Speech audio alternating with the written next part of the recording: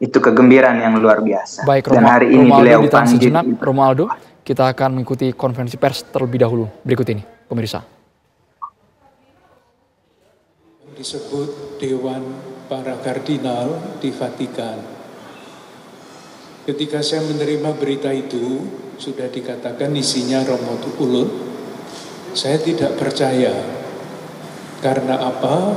Karena kemarin Paus Fransiskus masih hadir di tengah-tengah umat ketika seperti biasanya pada hari Minggu menyampaikan berkat untuk kota dan untuk dunia. Saya lalu bertanya kepada Nuncio, Duta Besar Vatikan untuk Indonesia. Beliau menjawab, benar. Lalu saya konfirmasi lagi dengan Duta Besar Indonesia untuk Vatikan. Bapak Duta Besar Indonesia untuk Vatikan juga mengatakan benar. Sesudah itu saya mencoba mencari informasi dari Kedutaan Besar Indonesia, Kedutaan Besar Vatikan untuk Indonesia. Belum banyak yang dapat disampaikan karena Dewan Para Kardinal baru akan bertemu untuk membicarakan hal-hal yang konkret besok pagi jam 9 waktu Roma. Informasi yang disampaikan oleh Duta Besar Vatikan untuk Indonesia adalah masa berkabung di Vatikan itu 9 hari. Jadi 9 hari sejak hari ini baru akan dilaksanakan pemakaman. Sementara itu, pemilihan paus yang baru itu mesti dilaksanakan 15 hari sesudah paus meninggal. Jadi bisa dihitung kira-kira 9 hari, hari ke-10 itu yang mana, hari apa, lalu konklav itu akan diadakan dalam waktu 15 hari sesudah wafat. Berapa lama konklav itu akan berlangsung tergantung dari keadaan. Sementara itu, besok pagi Kedutaan Besar Vatikan akan memulai membuka kedutaan bagi saudara-saudara kita yang ingin menyampaikan bela sungkawa atas kepergian paus. Dan besok pagi juga Kedutaan Besar Vatikan untuk Indonesia baru akan menyampaikan pernyataan resmi berkaitan dengan ini. Jadi yang sekarang dapat disampaikan baru seperti itu secara teknis. Masih akan kita dengarkan dalam berita-berita selanjutnya. Besok Kamis sore akan ada misa arwah di Gereja Katedral jam 6 sore. Dan diharapkan paroki-paroki di seluruh Keuskupan Agung Jakarta juga akan mengadakan doa-doa arwah di parokinya masing-masing. Hal-hal praktis yang lain pasti akan menyusul pada hari-hari ini. Untuk sementara informasi-informasi yang sudah pasti adalah yang seperti itu. Saya tidak tahu apakah yang bisa disampaikan lagi. Mungkin teman-teman wartawan ingin tahu sesuatu yang lebih daripada informasi yang sederhana ini. Seandainya ada, silakan. Ya, kita bagi dulu ya, 3 dulu ya. Tadi dari ujung, dari TV One, kemudian nanti kedua, lalu ketiga dulu ya. Nanti baru kemudian sesi kedua. Silakan nama dan media.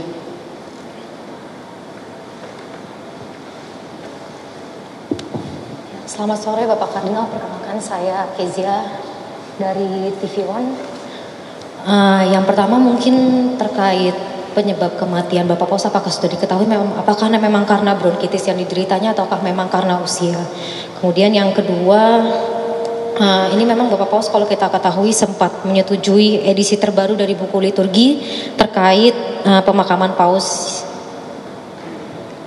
nanti apakah sudah ada informasi apakah nanti untuk liturginya apakah akan dilaksanakan menurut dari buku yang atau peraturan yang sudah disetujui oleh Bapak Paus? Kira-kira seperti itu. Terima kasih. Kalau wafatnya pasti sebagaimana kita tahu, penyakitnya jelas. Selain penyakit memang penyakit, tetapi usia beliau yang sudah 88 tahun dan sejak muda paru-parunya hanya satu, itu pasti berpengaruh di dalam perkembangan kesehatan beliau. Itulah yang tadi dikatakan Romo Ulun. Menurut informasi, beliau meninggal dalam berita yang saya terima dari Dewan Para Kardinal itu pada jam 7.45 waktu Roma tadi pagi. Tetapi pengumumannya baru dilakukan 2 jam kemudian, seperti biasa. Saya kira itu prosedur yang biasa untuk siapapun yang meninggal, tidak tiba-tiba diumumkan, tetapi menunggu sampai ada kepastian medis. Yang kedua, mengenai liturgi, pasti sudah ada yang mengatur, karena itu tadi yang belum dikatakan, yang kami katakan belum ada pengumuman resmi apapun. Karena besok pagi para kardinal yang tinggal di Roma itu baru akan mengadakan rapat pertama besok pagi jam 9. Saya kira hal yang teknis, liturginya bagaimana dan sebagainya itu akan diputuskan dalam rapat itu.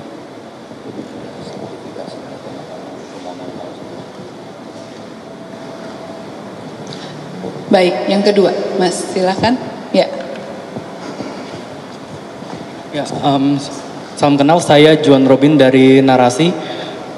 Mungkin kita semua tahu bahwa Kardinal Suaryo sendiri sering berjumpa dengan Paus Fransiskus, dan saya juga ingat sekali saat kedatangan Paus ke Indonesia, Kardinal Suaryo juga menyebut bahwa hal yang patut kita perhatikan adalah kesederhanaan dari seorang Paus Fransiskus. Apa yang paling Kardinal Suaryo ingat gitu terkait dengan seorang Paus Fransiskus ini dalam melayani seumur hidupnya ini? Mungkin itu dari saya. Terima kasih. Betul. Yang sangat mencolok dalam pribadi Paus Fransiskus adalah kesederhanaannya. Kesederhanaan itu tercermin juga di dalam yang tadi ditanyakan, simplifikasi penyederhanaan upacara pemakaman Paus. Jadi bukan hanya ketika beliau masih ada di antara kita, beliau itu sederhana, tetapi bahkan ketika beliau sudah berpulang, tidak ingin upacara pemakamannya itu menampilkan kemegahan. Mungkin baik kalau masih dikatakan bukan kemegahan, tetapi keagungan. Beda. Dan keagungan itu justru itulah yang tampak di dalam pribadi Paus Fransiskus. Jadi beliau itu agung, mulia, bukan karena kekuasaan yang beliau punya sebagai kepala negara, tetapi justru kesederhanaannya. Dan kesederhanaan itu tampak di dalam pilihan-pilihan hidupnya. Jadi kita semua tahu beliau tidak tinggal di istana kepausan, tetapi tinggal di Casa Santa Marta, itu hotel di dalam kota Vatikan, tinggal bersama-sama dengan pelayan-pelayan Vatikan yang tinggal di situ. Ini bukan hanya masalah tempat tinggal, ini adalah sesuatu yang sangat simbolik. Beliau ingin mengubah wajah gereja yang monarkis menjadi gereja yang melayani. Dan itulah yang sungguh-sungguh menarik, karena di zaman sekarang ketika orang berlomba-lomba, bersaing, bahkan berlomba-lomba untuk mencari kekuasaan, beliau justru sebaliknya ingin menunjukkan bahwa jabatan itu bukan untuk diduduki, tetapi untuk dipangku. Beda ya, menduduki jabatan dan memangku jabatan. Beliau ingin dikenal sebagai pelayan. Dan yang seringkali dilupakan, saya tidak tahu apakah ini bisa mudah ditangkap atau tidak, pribadi yang seperti itu buah dari suatu transformasi yang lama. Transformasi pribadi itu sudah mulai ketika beliau berusia 17 tahun. Namanya Jorge Bergoglio. Pasti belum berpikir tentang menjadi paus dan sebagainya. Usia 17 tahun. Yang menentukan hidupnya, ini seringkali sulit untuk dipahami, yang menentukan hidupnya adalah pengalamannya akan Allah. Pada usia 17 tahun itu, entah bagaimana ceritanya panjang, dia mengalami sentuhan yang mendalam di dalam batinnya, yaitu wajah Allah yang memancarkan kerahiman. Ini Allah adalah Maha Rahim. Itu ditulis di dalam salah satu buku oleh seorang penulis yang juga ikut datang ke Indonesia waktu Paus berkunjung. Judul bukunya dalam bahasa Inggris, Nama Allah adalah Kerahiman. God is mercy. Pengalaman inilah yang mendorong transformasi pribadi Paus Fransiskus sampai sekarang. Dan kalau melihat lambang dari Paus Fransiskus, itu tulisannya Miserando atque eligendo. Persis itulah. Dalam bahasa Latin, pengalaman yang menyentuh pribadinya. Allah yang memancarkan kerahiman yang tanpa batas dan memilih seorang rasul yang namanya Matius. Nah, pengalaman dasar itulah yang menentukan pilihan-pilihan hidupnya. Maka jangan heran kalau dari segi yang paling sederhana sampai segi-segi yang paling penting, pilihannya itu jelas, keberpihakan kepada saudara-saudari kita yang terpinggirkan.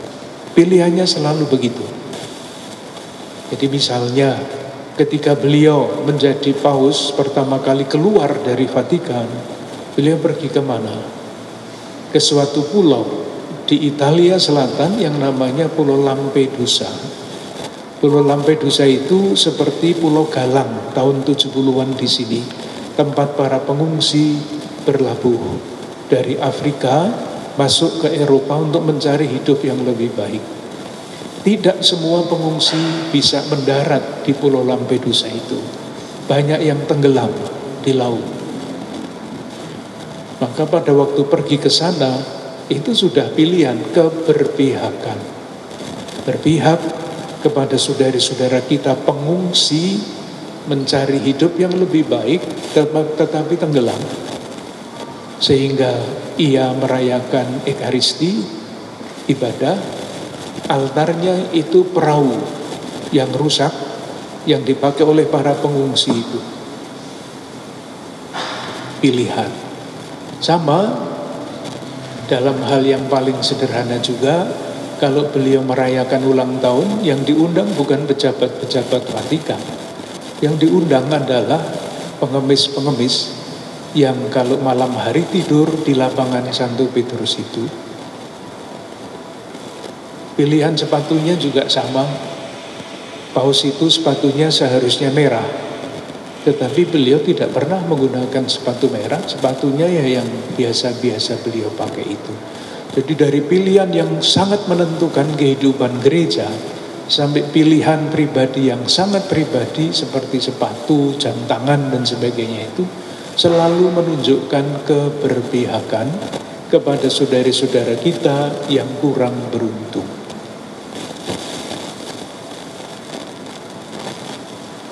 Ya, yang ketiga tadi, Mas, yang ketiga, silahkan. Tadi ada baju biru. Ya, silakan Mas.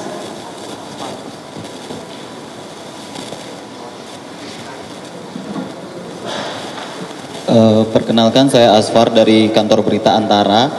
Pak, izin melanjutkan, tadi kan dikenal dengan sosok kesederhanaannya begitu ya Pak. Pak Kardinal mungkin boleh diceritakan lagi, ataupun mungkin apa sih Pak yang bisa diambil sifat-sifat selain kesederhanaan tadi yang Bapak sempat sampaikan ketika mungkin kunjungannya, seperti kita tahu Bapak Paus Fransiskus ini memberikan contoh kepada kaum Katolik khususnya. Mungkin ada nggak Pak momen-momen kebersamaan Pak Kardinal begitu dengan Pak Paus Fransiskus yang bisa dikenang atau bisa diceritakan dari segi kesederhanaannya, ataupun tadi ketika berkunjung ke Indonesia tidak mau tinggal di hotel atau seperti apa Pak? Boleh, terima kasih.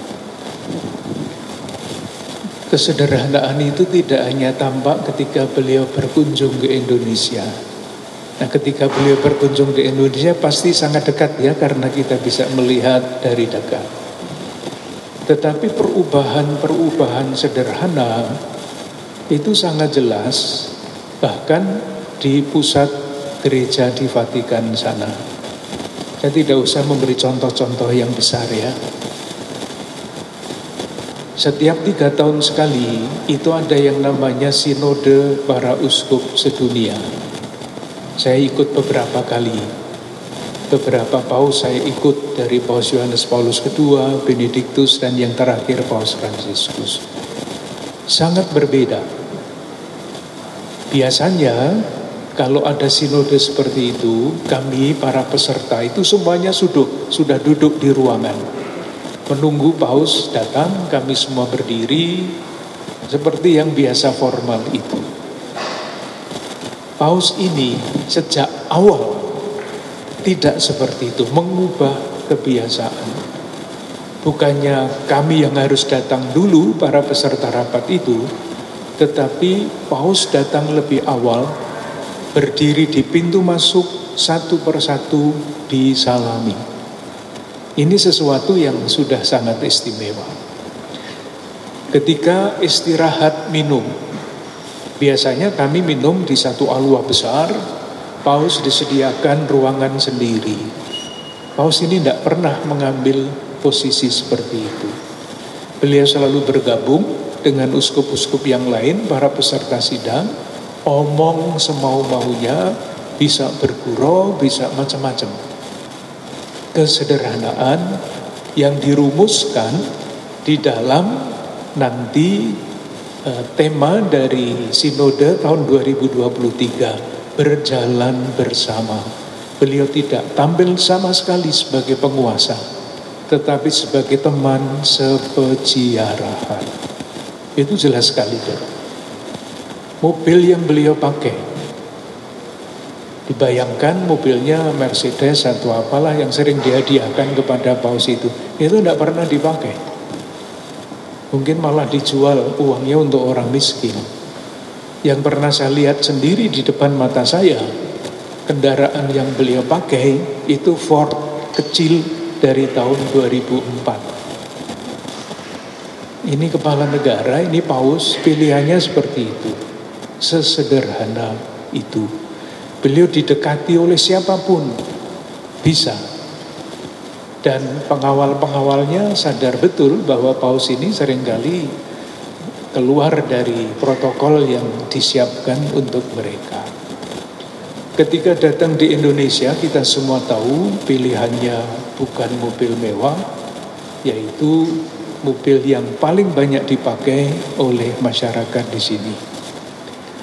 Tempat tinggalnya di Kedutaan Besar Vatikan untuk Indonesia.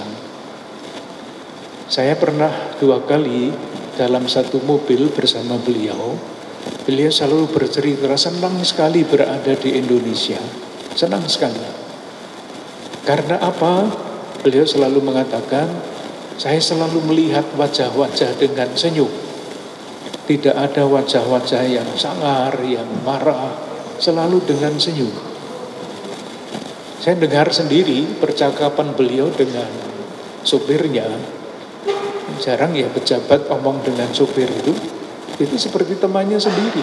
Cerita ini saya senang sekali di sini, tolong berhenti di sini. Lalu dia mana permennya? Diberikan oleh sopir, dikasihkan anak-anak yang dibawa kepada beliau. Sempat-sempatnya mikir membawa permen untuk dibagikan kepada anak-anak yang senangnya bukan main. Mungkin permen itu tidak pernah dimakan, disimpan entah bagaimana. Sesederhana itu. Mobilnya juga tidak mobil tertutup. Waktu ditawari mobil yang jendelanya hanya bisa dibuka separuh, tidak mau beliau. Mesti mobil yang bisa dibuka, jendelanya dibuka sempurna, sehingga tidak ada yang menghalang-halang. Kesederhanaan seperti itu sungguh-sungguh menarik perhatian, bukan mengajar, tetapi memberi teladan. Dan justru itulah yang sangat menarik dan mengesankan, karena kalau hanya khotbah itu lewat, tetapi kalau teladan itu bisa menunjukkan kepribadian yang tulus. Salah satu foto yang paling banyak beredar adalah foto ketika beliau berkunjung ke Masjid Istiqlal. Sama sekali di luar bayangan Imam besar Nasaruddin Umar bisa mencium kepalanya Paus. Dan kemudian Paus spontan mencium tangannya Imam besar Nasaruddin Umar. Ini kalau tidak terjadi di antara dua pribadi yang tulus, tidak mungkin terjadi. Tidak ada dusta di antara mereka, semuanya pribadi-pribadi yang tulus, dan moga-moga itu menjadi cita-cita kita bersama, menjadi warga negara Indonesia yang tulus, tidak ada kebohongan, sehingga menjadi mencerminkan kemanusiaan yang sejati. Waktu foto itu dipasang di tanggalan katedral, ada di kamar tamu keuskupan, ada seorang uskup dari Kamerun yang melihat itu, kok bisa ya Imam besar Istiqlal mencium kepalanya Paus, dan Paus mencium tangannya Bapak Nasaruddin Umar. Beliau langsung minta itu ya, tolong dicarikan, minta dibawa ke Kamerun. Karena beliau adalah ketua konferensi wali gereja Kamerun untuk hubungan antar umat beragama. Jadi mau ditunjukkan sebagai contoh, ini model dari kehidupan yang harmonis. Itukah yang dimaksud?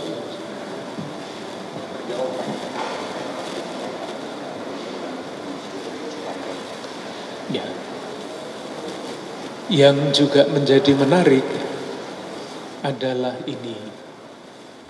Breaking News akan segera kembali, kami nanti akan melibatkan Romo Aldo Foya dari Roma dan juga ada Menteri Agama Nasaruddin Umar. Sesaat lagi bersama dengan Ken Anu pemirsa.